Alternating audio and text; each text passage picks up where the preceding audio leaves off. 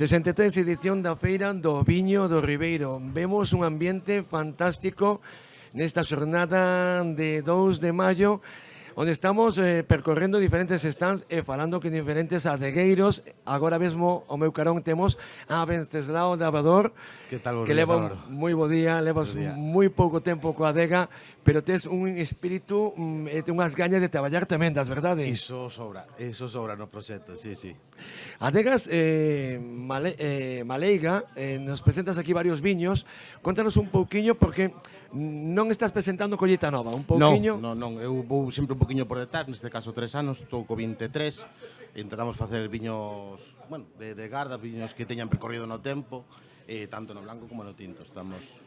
Como viches este salto da tua vida? Porque estabas facendo outras cousas, viches futuro no viño, e a verdade que fai falta que veña un recambio xeneracional. Pois sí, a verdade que o salto foi un pouco vacío, porque a verdade que todo é moi complicado, pero con moitísima ilusión. A verdade que por dedicar o teu tempo, o teu traballo, o teu esforzo a algo que che gusta, que algo que realmente che vai a vida nelo, pois é algo maravilloso, a verdade que un soño, a verdade que sí, moi contento.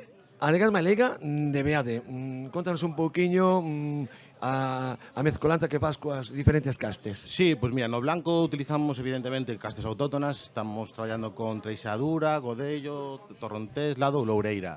Evidentemente a Treixadura como fío conductor, sí que utilizamos durante 6 meses as lías, vale, en Inós, e logo que facemos é andamos xogando, pois un parte do viño vai para madeira, outra parte vai para ánforas de cerámica e outra parte sigue en Inós. E pois, volvemos a mezclar e facemos outro cupás.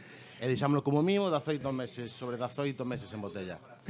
Venceslao Lavrador, pura ilusión, o futuro do viño aquí no Ribeiro, como vemos?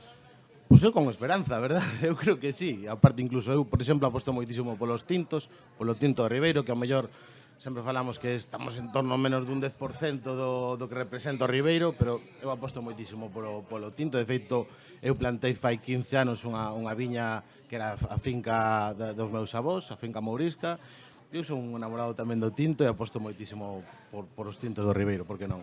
Pois apostamos polos viños, apostamos por Adegas Maleiga. Venceslao, moitísimas gracias. A vos e vamos a deixar traballar, que hoxe vai haber moita xente. Pois claro sí, que sí. veña. Seguimos aquí.